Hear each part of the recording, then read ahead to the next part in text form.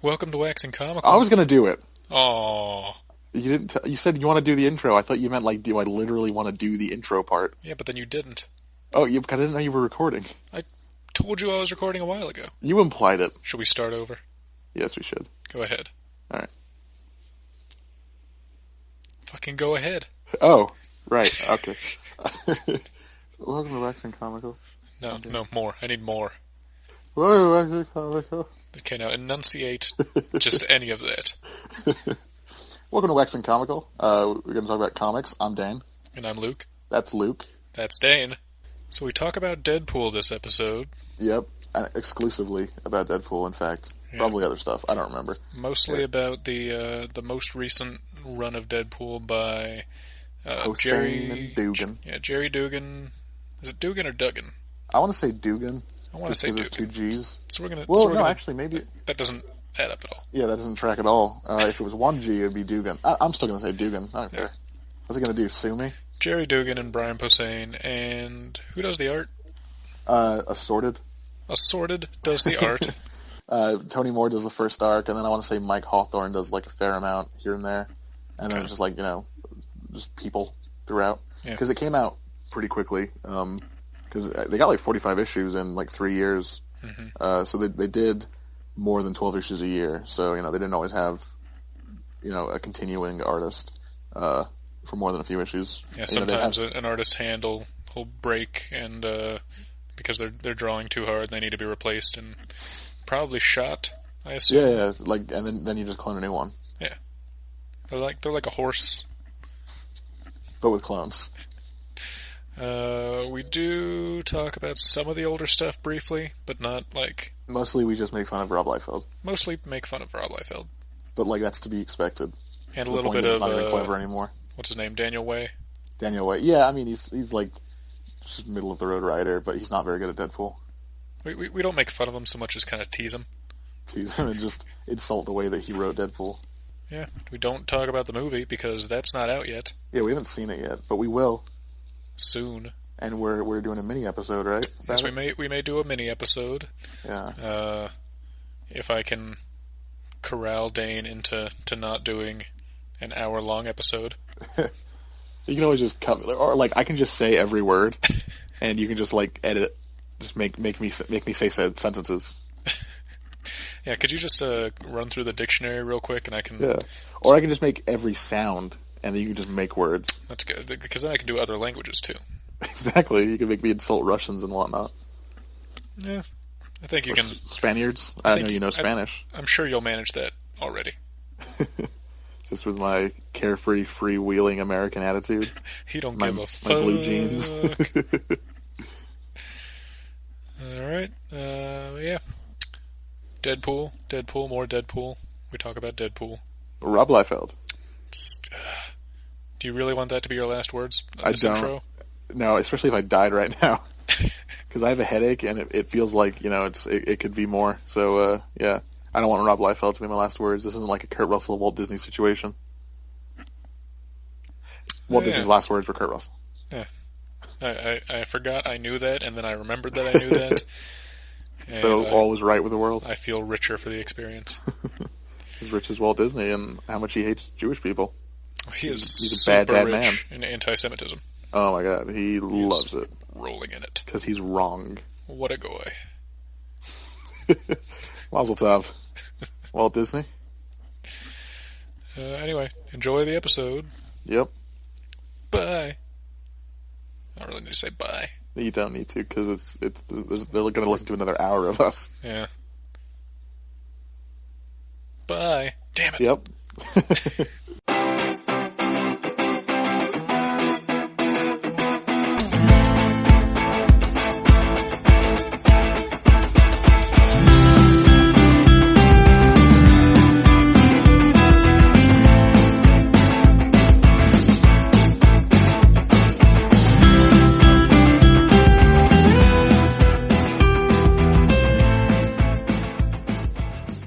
So you excited for Deadpool? Oh my god, I'm so excited. So excited I'm not going to see it for 2 days to wait to see it with you. Oh, that's sweet. And some other people, I guess. Whatever. Yeah, I'm real excited. I'm hoping it's not overhyped. It's been getting really good reviews. Yeah, which can sometimes be bad because sometimes they're not going to like release certain bad reviews before the movie's even out. So hopefully they're all true. But what we do know is that the comics about Deadpool are great. Yeah, we've been reading them. At least, over the years. Pretty much all the ones I've read of him. What have you read? The entire pre-Secret Wars run. That 45 issues or so. Yeah, no, I know. Hawkeye versus Deadpool and Uncanny X-Force. That might be it. Other than, like, probably some appearances and other stuff, but... Yeah. Let's see, I've read all of those. Wait, what was okay, the Hawkeye Deadpool. Yeah, I have that. I've read it. I've read some of his 90, like his I've read his first 2 miniseries that he did, or that he was in, plus his first appearance where he wasn't dead. He was just some guy. So, like, just calm down, Rob Liefeld. You barely created him. Just a mercenary. He was just a guy in a mask. Just simmer down. I have like 2 volumes of Deadpool Classic that I just haven't read yet, and I need to. It's like from the 90s, his original ongoing series, which I remember I saw bits of it when I was a kid, and I had an issue with like a toy that was really good where he had to hunt down the Hulk to get some of his gamma blood. I'm sure that went well. Yeah, actually. Surprisingly. His healing factor was on the fritz, and he couldn't grow back one of his fingers, so he was like, uh-oh, and this doctor was like, you need some Hulk blood, and he was like, okay. And, so, yeah, I've read some of that, with art by Ed McGuinness, so Deadpool is, like, unreasonably muscular, like, to the point that it looks uncomfortable, like, just to exist. I'm guessing this was, like, in the 90s? Yeah, this was in the 90s. Because everyone was super muscular then. But it was, like, the late 90s, so it was glossy, but it wasn't as bad looking as early 90s stuff like Rob Liefeld's crap. Where, like, that's what you think of when you think 90s Marvel, is Rob Liefeld's garbage art. Like huge upper bodies, lots of pouches. Tiny waist. Tiny feet. No feet or hands if he can help it. Because he can't draw them. And like, I know there's like, 3 people that listen to this, but like, just for, if anybody's like, oh, well, he's the one laughing to the bank and blah, blah, blah, like, that's fine, but he's still a garbage artist. I'm not, like, I know that I'm, like, my art's not the best, but I don't get paid for it. You can criticize people just because they, like... Oh, yeah, you can totally criticize people, but it's more than you, like, technically. I hate that argument of, like, oh, well, he's the one getting paid for it, and it's like, that's really, that's bad. That's not a good thing. You shouldn't be complacent about crap like that, of, like, mediocrity. Yeah, remember those, what was it called, Star Wars prequels? Yeah, a lot of people got paid for those. So yeah, I'm off topic because Rob Liefeld sort is of just a garbage human. Deadpool's been through a lot of iterations. Yeah, and Rob Liefeld has had nothing good or nothing to do with the good parts. Rob Liefeld created him technically. He co-created. And that's even. all he did was draw him. I wasn't even thinking about that. I thought he was writing that. No. Oh no! Fatty and the Skeza wrote I that imagine comic. a writer has a lot more to do with the creation of someone than that's the artist. why it was even more annoying that he was like basically trying to take all the credit and saying this guy was writing my coattails. Like, you didn't write it, dude. Fuck him. This isn't 60s Marvel or Stan Lee can just go on a coke binge and say, the Fantastic Four fights God, and you make Galactus. Man, if Stan Lee went on another coke binge right now, that would be fantastic. How many characters would we get? And then I read some of the Daniel Way series. I read like the first 4 volumes, and it's just not good. Like, I took them out of my shelf, and they're just like just somewhere in my room. Yeah, I haven't read a whole lot of older comics, which sounds bad for someone doing a comic podcast, but like, as much as I can appreciate, the context and where all these different comics started, there's just like some spans of time where the comics were not good, and it's just hard to read. Yeah, especially because that was at the time when Deadpool blew up. Like, he's always been fairly popular, but he blew up like around the time of the Daniel Way series. He had 3 or 4 different comics out at the same time, like to the point that I was reading some of those the Gutters web comics out. It's for anyone listening, it's about comic books, like making fun of them basically. But from a place of love, you know. And I think the second issue was like just making a joke about how many comics that he has out at a time. Because I remember that. I remember, you know, he was the new Wolverine. Like he had 5 or 6 different comics out. Like he had Deadpool Team Up, Deadpool Core, Deadpool. I feel like Cullen Bunn writes a Deadpool miniseries every like 4 months or so. I swear to God, he's got like 10 of them out. And I have no clue if they're related or not. But they're always 4 issues, and I've never read any of them because they kind of look like garbage. Yeah, I don't much care for tiny runs like that. Yeah. What's the point?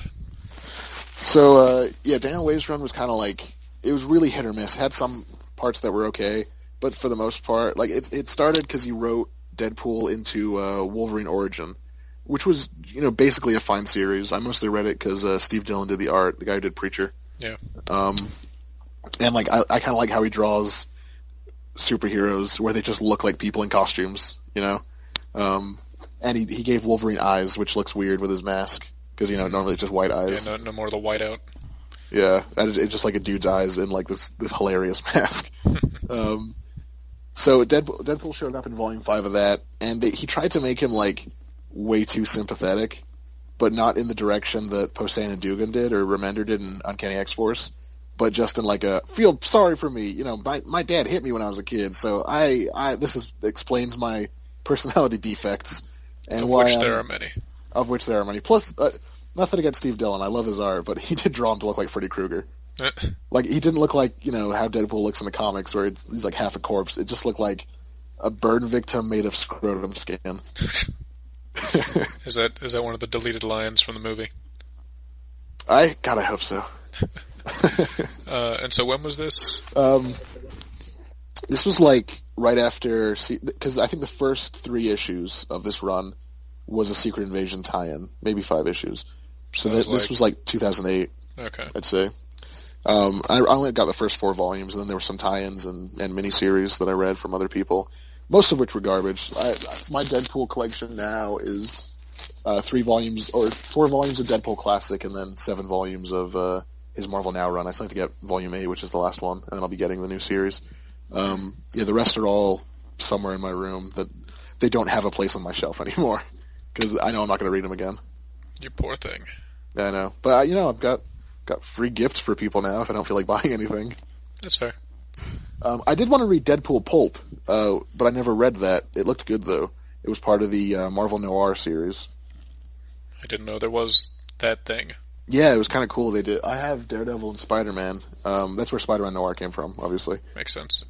He had 2 series. There were 2 X-Men, Wolverine, Daredevil was decent, Deadpool, Luke Cage, Punisher, and then there was like some one-shots. Were they all like in the same Noir universe, or? Yeah, they were all. I think they were. I feel like Wolverine and X-Men, like the Wolverine in X-Men and the Wolverine in Wolverine, were different.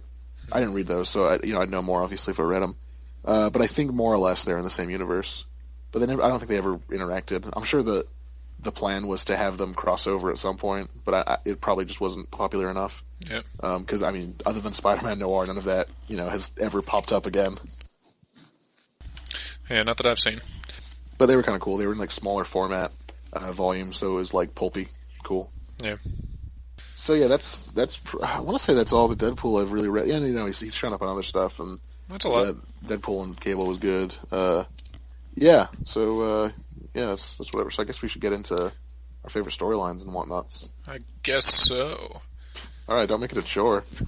Yeah. Let's see, I just recently read through not all of the recent big Deadpool run, but just the Good, the Bad, and the Ugly arc. That was really good. Yeah, I think that was my favorite from Dugan and Posehn's run, where, let's see, it's been a while since I read this stuff before. Basically, Deadpool's friend, Agent Preston, who's a S.H.I.E.L.D. agent, has died. Oh, a robot.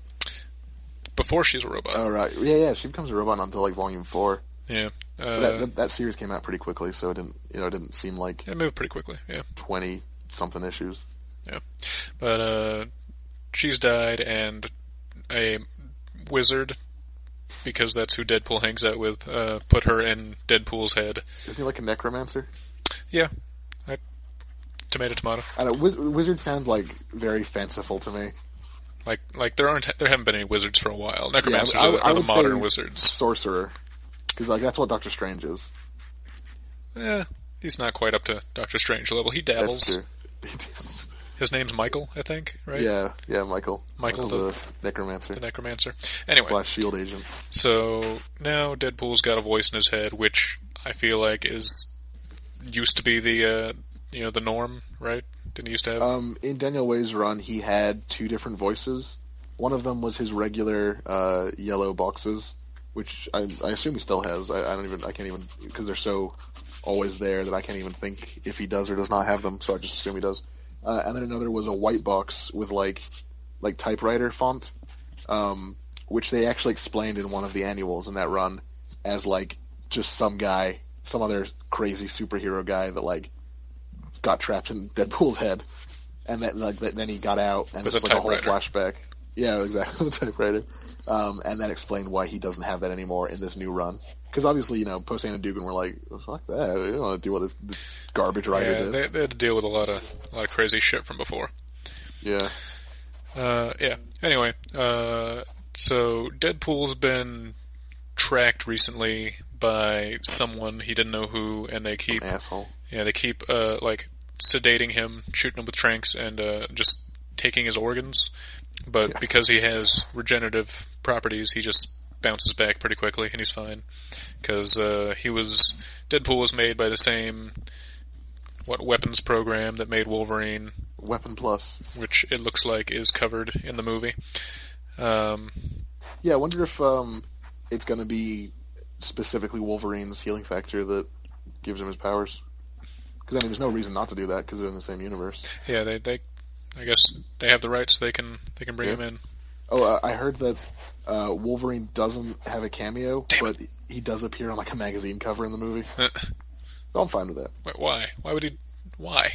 I just feel like why is he breaking up his like run of playing Wolverine in every X-Men movie? Like Wolverine's not a celebrity in that. Well, it could just be Hugh Jackman. Okay, that'd be pretty. I read was unclear. That'd be pretty great. If it was just Hugh Jackman. G'day, mate. I'm Hugh Jackman. So I live in Australia. My son's name is Maximilian. Is it? Yeah. Do you know that? Why wouldn't I? Any number of reasons. Deadpool decides to look into the people that are chasing him, and first he goes to Wolverine and Captain America to try to get their help because they're also super soldiers. And related to the Weapons Plus program. Yeah, because Captain America was the original Weapon Plus, right? Weapon Man Plus. Yeah, that led to Wolverine Plusman. And then Deadpool. But they both kind of brush him off because he's Deadpool and nobody cares about him. And it's really sad. Yeah, that's what I was saying. Like they're good at making Deadpool sympathetic. It's not like heavy-handed. Yeah. It comes across pretty naturally and organically. Because he's doing the same thing. I mean, Deadpool is always a comedy character, but he's allowed to feel. Damn it! And he does in this series, which is good because especially in this arc. Yeah, especially in this one, I was nervous, or I guess wary of this whole Deadpool run when I first started it because it starts out with a volume of him fighting President Ghosts. And teaming up with the ghost of Ben Franklin. Was definitely the weakest, I think. And I was like... It was still good, but it was clear they were still trying to find their voice with Deadpool. Yeah, it was okay. It was... Like the jokes were too like, hey, joke. I don't know, I don't even know how quirky and weird Deadpool is. He's so random. I'm going to say random words. And then, to me, volumes 2, 3, and 4 was like the best of the series. Yeah. So Before he got married. That was when they jumped the shark. No, so he goes to Wolverine and Captain America. They kind of brush him off. And so he ends up getting captured by the people that are chasing him who realize that he's onto them and looking for them, which kind of disappointed me because, like, the second half of the first issue of this is Deadpool and Wolverine just, like, going crazy against these Black Ops guys, and then it turns out to be a dream the whole time, which is really disappointing. But anyway, he wakes up, he's been taken to North Korea, and he finds out that there's basically these concentration camps where this evil scientist has been taking, like, the DNA from X-Men and Deadpool's DNA and splicing them into North Korean monsters. Deadpool X-Men. Just goddamn monsters. Basically just North Korean people with the powers of the X-Men, but the horrible skin condition of Deadpool. And very low life expectancy. Yeah, so I guess they had to do it because of his regenerative healing factor. It was the only thing that like kept the people alive. Otherwise, they would just die during the experiments. And basically, it just gets like real depressing real fast because like these people don't know who to trust. These North Korean experiments. He ends up teaming up with the Nightcrawler that they have, whose name is Kim, I think, because that's Korean. Yep, Kim, right? Yeah, there's also because that's the one name they came up with in North Korea, apparently. Well, yeah, and then I think the only other one whose name you hear is their Wolverine is Park. Yeah, that's funny. Yeah, but yeah, so Deadpool finds out that from this evil scientist who is, has been running this thing, taking his organs and all of this, that he has Deadpool's daughter. And Deadpool's surprised by this because he didn't know he had a daughter. But he gets pretty upset about it. He gets pretty upset about it anyway, and ends up trying to help this, Korean Nightcrawler and all the other Korean X-Men. These filthy monsters. Not because they're Korean, because they are hideous beasts. Abominations. Slights against God. Decides to help them all break out and save their families who are also have also been captured.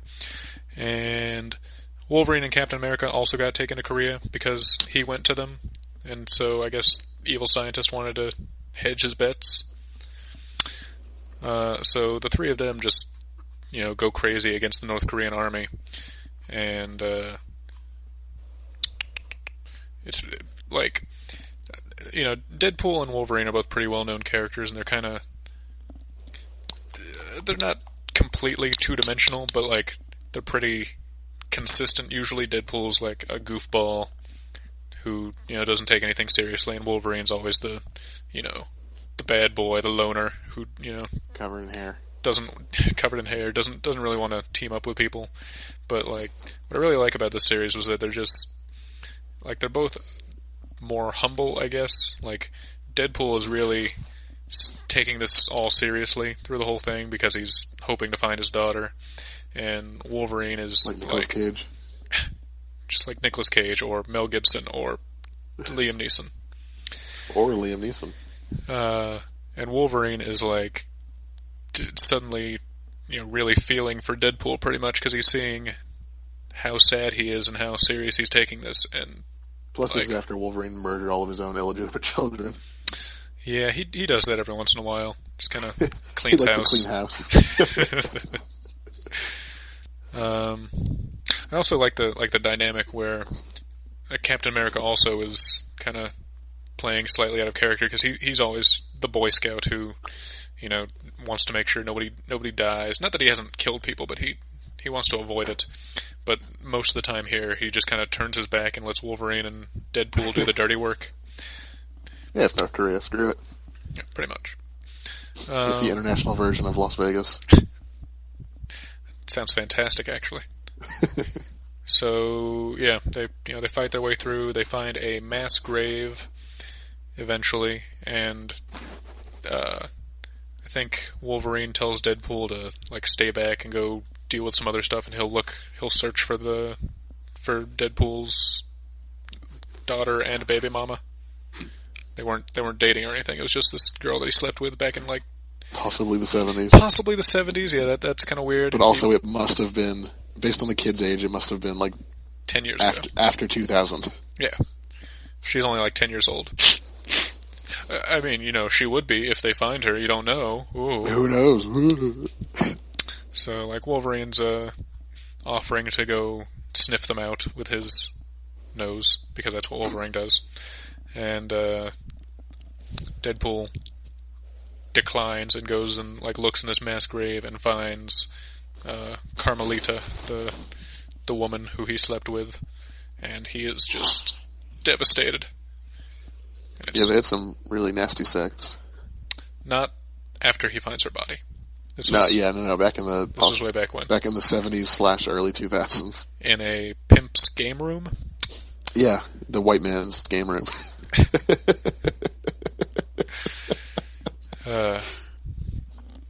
He's a Luke Cage villain. So then Deadpool finally faces down the evil scientist Butler. His name's Butler. I haven't said that yet. Butler. And he's one of those villains who it feels like half of villains you see are just trying to save so and so family member. So he's got like a sister who is dying, and he's trying to find a cure. But in the meantime, he also made a bunch of evil, or not evil, but just a bunch of weapons experiment. Oh well, they're evil. If they look that hideous, they're evil. If Disney has taught me anything, the evil person is always the ugliest. Yeah. Deadpool gets him to admit to all of his horrible stuff, and he just straight up murders the guy because he can't keep living. Your daddy's Deadpool. He can't keep living looking over his shoulder all his life, and that's pretty much it. It's a pretty quick rundown. He doesn't find his kid yet. He doesn't find his kid yet. That does happen later. Spoilers. But they all, Deadpool, Wolverine, Captain America, and all the Korean X-Men escape.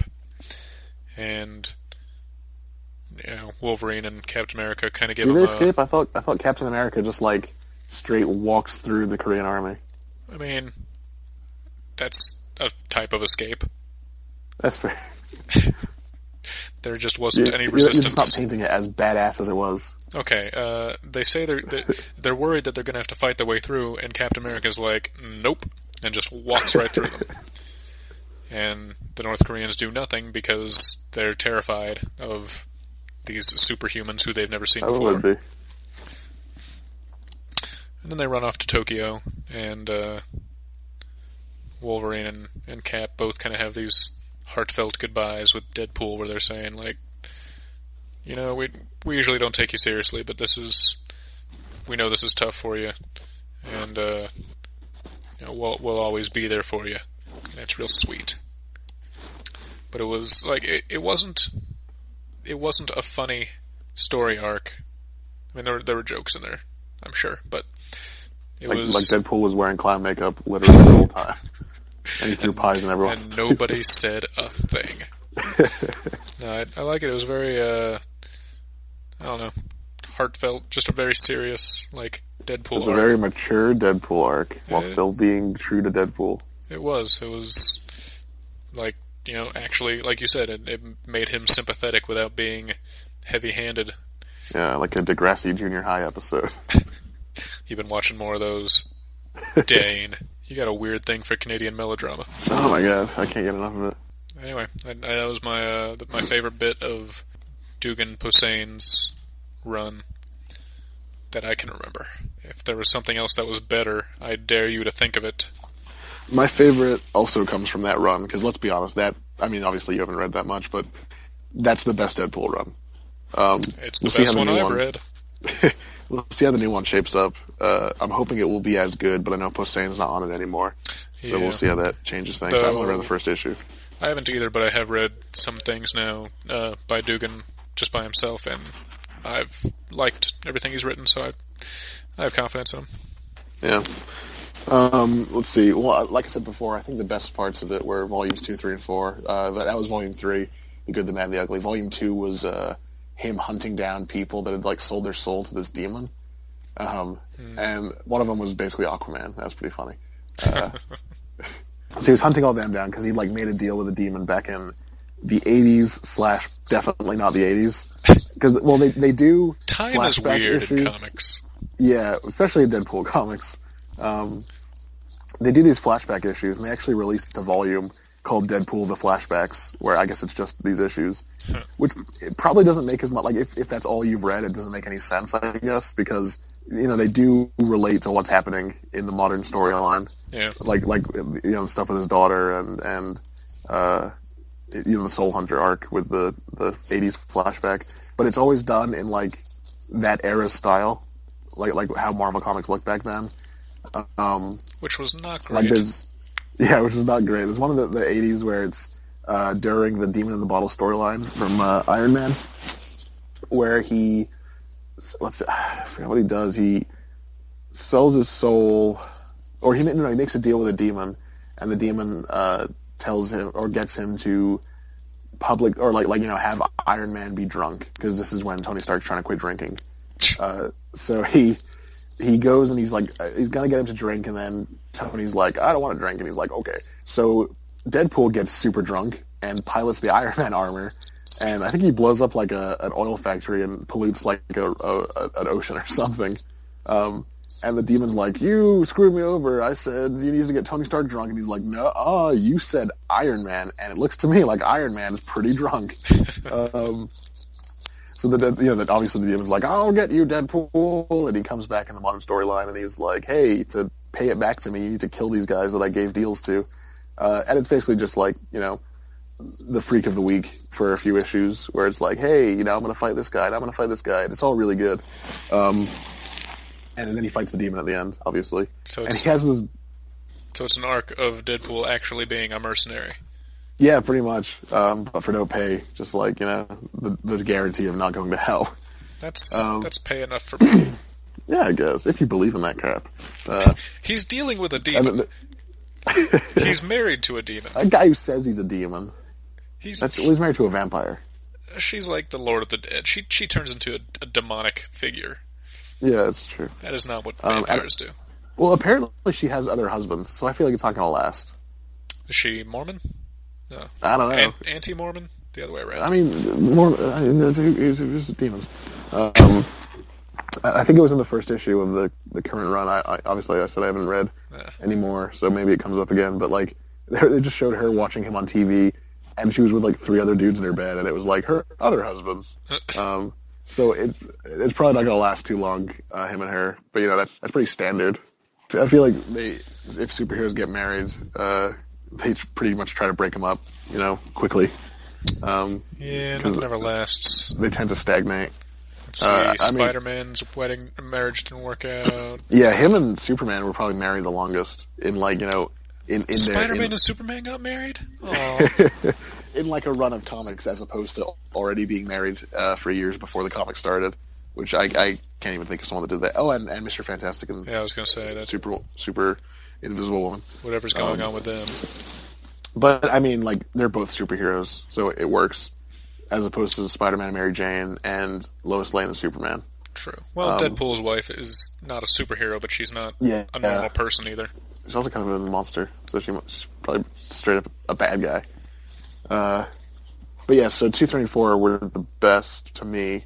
After he got married, I think the cast just kind of expanded too much for my liking. I liked it more when it was Deadpool and maybe like 1 or 2 other people having an adventure. And then it was like him and his wife and like 2 S.H.I.E.L.D. agents, and his daughter showed up. And the ghost of Benjamin Franklin. Apocalypse, the ghost of Benjamin Franklin, Michael the Necromancer. I like his interactions with Kid Apocalypse. Yeah, I love when they hang out. He gives them Playboys. That was like during Access when he became Zenpool. Yeah. Which, I feel like he wasn't all that different. No, he was just like more pacifistic. Yeah. He's still hilarious. He was more like accidentally sarcastically funny, mostly in his interactions with Spider-Man. He can't not be. So yeah, he fights the demon in Volume 2, and one of my favorite parts of the run was when he fights Daredevil for I think because the demon is like shape-shifting, so he's like, it looks like he's just fighting like civilians and random people, and Daredevil tries to stop him, and he's like he says something, and Deadpool throws out some lawyer jargon, he's like, I object, or just overruled, or whatever, and Daredevil is just like, I'm not Matt Murdock, and Deadpool just goes, I don't know who that is, but okay. And then later on, in like the next issue, when he's fighting the demon again, he like, I want to say he throws some kid out of the way of broken glass. It's something. He saves a kid, and the mom is like, something happens, and the mom is like, "I'm gonna sue you," and he's like, "Oh well, call Matt Murdock. After today, he'll sue me for free." And the kid's like, "Isn't he Daredevil?" And Deadpool just goes, "You betcha."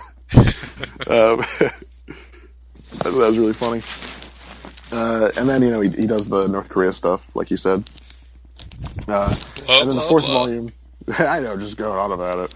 And then volume 4 is Deadpool versus Shield, where I don't think it's even really Deadpool versus Shield. It's mostly Deadpool versus Ultimatum, which is like an evil secret faction inside of Shield, because they have a lot of those apparently. Yeah, they are just lousy with spies. This was either right before or like around the time of Captain America 2. So it wasn't like they were just in Hydra. I think if it came out after Captain America 2, because that would be too obvious. Like they did that again in the comic. They were just like, "Oh, Hydra's back," even though like nobody had mentioned them for years outside of World War II flashbacks. Yeah. So he's fighting like Ultimatum. They're these like evil dudes. Also, Ultimatum is an acronym for something, and I don't remember it, but that's way too long of a word to be an acronym for something. Preston comes back in a robot body, but she's evil, and then they're able to upload Ghost Preston into another robot body, so it's good Preston again, and he fights Crossbones and leaves him in like a hot air balloon for a long time. And he's like eating birds and stuff. But yeah, those were my favorite storylines. Mostly, I love the flashbacks, those issues, just how they're done. And they'll have like characters show up, like Peter Parker keeps showing up in the 70s issue, or maybe I think the 80s. I don't know, one of them, probably both. And he's got like his mullet that he used to have.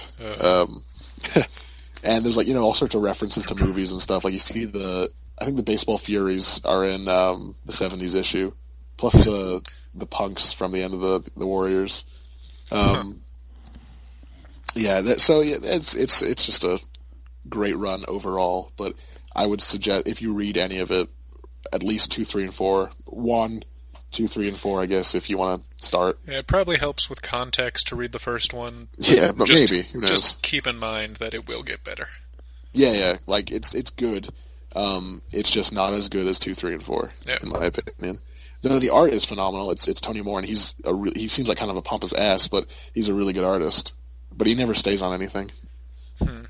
The only thing he's stayed on. Did he do Green Lantern Corps, or was that someone else? No, that was Dave Gibbons. I don't know what I'm thinking of. He did Fear Agent. I think he did more Fear Agent than he's done of anything else I've read that he's done the art for. I haven't read that. But that was like on and off. Like he would do an arc, and then someone else would do the next arc, and then he would do that another arc, and so on. But that was really good. I loved that. But that's not what we're here to talk about. Isn't it? Twist! So yeah, go read those. Also, Volume 1 is super gory, and Tony Moore is really good at drawing gore. Is there a trick to drawing gore? Like being really anatomically correct with which organs? I guess lots of organs. Yeah, because like he gets impaled by like an elephant horn, tusk, whatever, and there's a lot of stuff coming out. Yeah, stuff that probably shouldn't be coming out. But he's Deadpool, so it's fine. He'll be fine. And there's lots of cameos in the books, like Thor. Pretty much all the Avengers show up in the first volume. And they basically say, like, don't tell anybody we were involved. Yeah, nobody wants to be associated with Deadpool, ever. But now he's the golden boy, because apparently in this new comic he's like a millionaire, and he's single-handedly funding the Avengers Unity Squad. Everything you just said sounds wrong, but I haven't started reading it yet, so... You would think. Huh. He's like merchandising himself. Also, he has like a team of Deadpools to do mercenary jobs. Is he like merchandising himself in the real world outside of the comics? Because yes, I would say yeah. I obviously it's just a comment on how popular he is now in the real world. He's thanks got like a to Deadpool Ryan store. Reynolds. Thanks to Ryan G.D. Reynolds. G.D. stands for goddamn. You can't say that. I just did twice. Then we have to mark this as explicit. Well, I think I already said fuck earlier, so I think we're past that point. Yeah, but that's not as bad, right? Nah, everybody says fuck. It's an acronym. Fuck is a PG word these days. I also read Hawkeye vs. Deadpool recently. I saw you as recently as earlier today. As recently as then, maybe. Who's to say? I liked it. I was rereading it the second time, and it's definitely a more comedy Deadpool run. It's not very serious. It's not the best. It's kind of just comedy. Like it's not that the plot's bad or anything. It's just kind of like they don't really seem to focus on it very much. It doesn't matter as much as the jokes and him playing off Hawkeye, who is like everyone deaf. Who is deaf and like everyone else doesn't like him. Yeah, nobody likes Deadpool. Yeah, you've read that though, right? Yeah, I own it. In fact, you don't say. Because I think you said it was good, so I went and bought it. Yeah, I liked it better the first time. This time I was like, all right. Oh, that's something else he was in, actually. Thunderbolts in, like, all new Marvel after AVX. He was part of that team with Daniel Way writing it again for the first few issues, and then Charles Soule took over after that. And it was better just because the focus wasn't entirely on Deadpool, so he didn't have time to be like, I had a bad childhood. Feel bad for me. Yeah. That's his go-to Yeah, for making Deadpool relatable and sympathetic. The one line I'll always remember from his Wolverine origin Deadpool story was someone hired him to attack Wolverine. I think it was Bucky that hired him, actually. It was a whole plan. Like, Deadpool was literally just a pawn in this plan to get Daken, whatever. This is like right after Daken was like existed. Daniel Wayne introduced Daken to the universe. So they came up with this whole like convoluted plan to get Bucky to impersonate a S.H.I.E.L.D. agent, to hire Deadpool to attack Wolverine, to draw out Daken so Bucky could shoot him with carbonadium, which negates his healing factor, so they could kidnap him. It was a whole thing. Shoot him with what? Carbonadium. Okay. It's a metal that, when put into Wolverine or someone with a healing factor, slows it down significantly. Okay. Yeah. But, like, he's got Wolverine tied up over, like, a pool, and I forgot what I don't know if it was crying, but it was something like, why are you crying? And then, like, to himself quietly, like the little speech bubble, it's like, I'm the one who should be crying, or something like that. And I was like, just gotta listen to My Chemical Romance and cut yourself, Deadpool. He kind of has a moment like that in Hawkeye versus Deadpool, where he and Hawkeye fight for a little bit, and then they kind of stop and are taking a breather, and he's on the ground. He's like, ugh.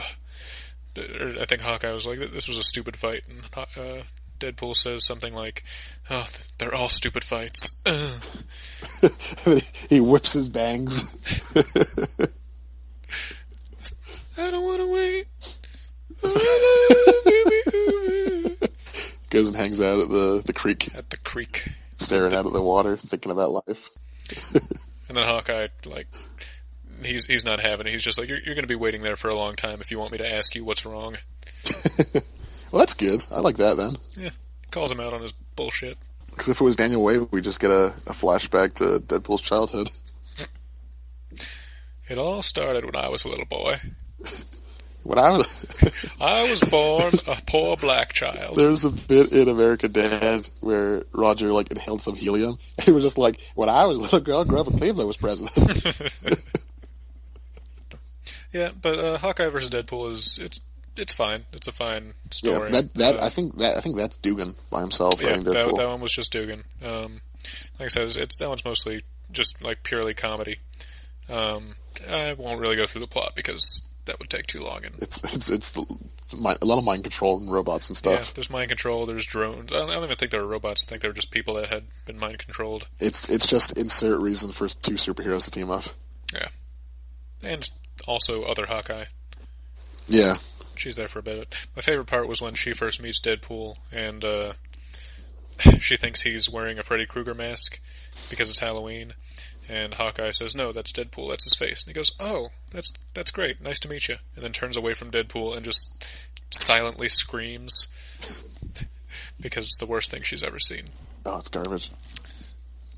I never really got that, because, especially recently, it seems like he's got a lot of exposed muscle, which I don't think is how cancer works. Like, no, it's okay. He can heal, though. What are you not getting by this? Clearly he's not. He's not healing. He's just got, like, bits of exposed muscle tissue just all over his body. Yeah, it depends on the artist. Like, sometimes he looks like a zombie. Sometimes he just looks like a dude with He looks like a leper. Skin. Like, sometimes just wrinkly skin. Like, in the movie, he just has, like, it just looks like scar tissue skin. Yeah, that looks better. Yeah. Like, I keep forgetting when I'm reading his comics that it's okay to touch him. Like, he's not contagious. Because it looks like he's a leper, and, like, he's going to get you leprosy if you touch him. Do you think he's, like, slimy to touch? I don't know. Like, if you put on his costume after he'd worn it, would it just be, like, would there just be a layer of him in there? It would probably smell. That too. Like when you've, got a Band-Aid that you haven't taken off in a while. I don't wear Band-Aids because I don't get injured. Well, then you wouldn't know. You wouldn't know this problem. It's a choice. Yeah, I can't imagine what's going on in the penis area for him. Oh, apparently he hangs full dong in the movie. That's what I've heard. From whom? The internet. Oh, that's pretty reliable, actually. So either we just straight up see Ryan Reynolds' dong, or it's just going to be a joke because we'll see Deadpool's gross, tumorous dong. Which I'm perfectly fine with. Either way. Oh, yeah, that'd be hilarious. Oh, well, oh, yeah, okay. Hilarious, yeah, sure. Yeah, this is well, not the first R-rated Marvel film, because they did Blade. And Punisher. And Punisher. And Blade 2. And Blade 2. And Punisher Warzone. And Punisher Warzone. And Blade Trinity. There we go. So those two series have already been R-rated. Plus there's an uncut version of the Wolverine, apparently, which I really want to see. Yeah, but no, I think it sounds like Deadpool movie's going to be good. And I'm looking forward to it. I'm hoping it's not too quirky, random Deadpool that's just kind of like cheap humor. I hope that DMX's X Gon Give It To You just plays in the background at all times. But like within the movie, like there's always a radio. Yeah, in the somewhere. reality of the movie, it's always playing. Yeah, because that works real well in the trailer for him murdering people. It sets the tone. It sets the tone for action in everything, like in Rick and Morty. With his friends Colossus and Negasonic Teenage Warhead, which created by Grant Morrison. Is she? Or did you mean Colossus? Nope. He's been around for a while. He has, but so is Grant Morrison. Oh, another favorite part of mine from the North Korean arc you mentioned earlier was when the Korean X-Men get involved in the fight against the North Korean soldiers. Deadpool teaches Korean Colossus and Wolverine how to do a fastball special. I think you mean Korean Wolverine. And Korean Wolverine. The Colossus and Wolverine were in parentheses there. That was an umbrella term. Yeah, Korean applied to both of them. The Koreans, Colossus and X-Men and Wolverine. I keep saying X-Men. That doesn't make any sense. He teaches them how to do a fastball special, and Korean Colossus is like, "What? Just throw him?" He's like, "Yeah, just throw him at that guard tower." And he throws Korean Wolverine and just completely misses, and just sends him flying off into the distance. He says, "Oh, Park is going to be mad." That was humorous. It sounds humorous, and in fact it was, because I read it. Yeah. Twice. You've also heard my retelling. Also that. You could picture it perfectly in your little head, couldn't you? I'm making a movie in my head. Everyone is played by Ryan Reynolds. He has really been just, like, going all out for the marketing for this movie. And he said he's excited, or he said something, which I assume is excited, for X-Force. Yeah, I've heard that might be made into a TV show, but... I've heard movie, with him and Cable and others. Warpath. Yeah, Psylocke wouldn't really work, because being in X-Men Apocalypse, she would be a good bit older. Yeah. Within the movie universe. Then again, nobody seems to age in the X-Men movies unless they want them to. True. They also could make X-Force a prequel. Since... Well, no, because Warpath is younger. Well, it could be time travel. Could be time travel, so Cable takes Deadpool to the 80s, and they team up with Psylocke, and Warpath is there. Because, I mean, they don't have to, like, acknowledge anything that happened in that alternate future in X-Men. No, but I mean, I'd like it if they kind of... It could be his dad or his brother, because there was a Warpath before the current Warpath. Was there? Or Thunderbird, Warbird, Thunder Guy, it was something. There was a guy who lasted, like, 2 issues. And then before Angel... he got eaten by an island. Yeah, Angel would be... I mean, he could be put in there somewhere. Yeah. I think they released concept art, and it had most of the team on it. And I know Warpath was there. I think Cannonball was there, and maybe Domino. Cable. I don't think Deadpool was there, but they have said that he's going to be in it. And there was one person that nobody could accurately identify. So this is from an older... This is Uncanny X-Force or just X-Force? Just X-Force. Okay. Like, I think it's just going to be a combination of the old X-Force and the current version of it. Okay. Or not current, but the good one. Yeah. Yeah, that's all I've read is Uncanny X-Force, which was... I read the one before that fantastic. As well, which was good, where it had Warpath in it. Yeah. That's what made me love Warpath. Yeah, Deadpool looks great. Excited to see it. All the comics that I have read with Deadpool have been varying degrees of great. I haven't read the older stuff, which you tell me now is maybe not necessarily worth picking up. It's fine. I stand by what I said. Anything else? Go see the movie. We get paid 25 cents for every person that sees the movie. God, I wish. And that just puts us closer to our goal of making a new Ryan Reynolds that we could just have. Yeah, just keeping him around the house. Yeah. Like, we wouldn't make him do chores or anything. That'd be degrading. Yeah, but I mean, he would be wearing an apron, but just an apron. Yeah. And it's only like a little half apron. Goes, like, right down to the waist. Like, you see tip and some ball. Just one? And we make him grow his pubes. We make him grow his pubes real long so they kind of hang down, too. And they're always wet and dripping.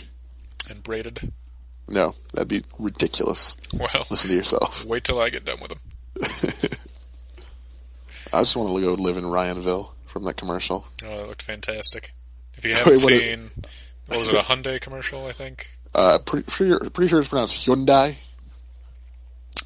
Anywho, if you haven't watched the Hyundai commercial with Ryan Reynolds, and only Ryan Reynolds.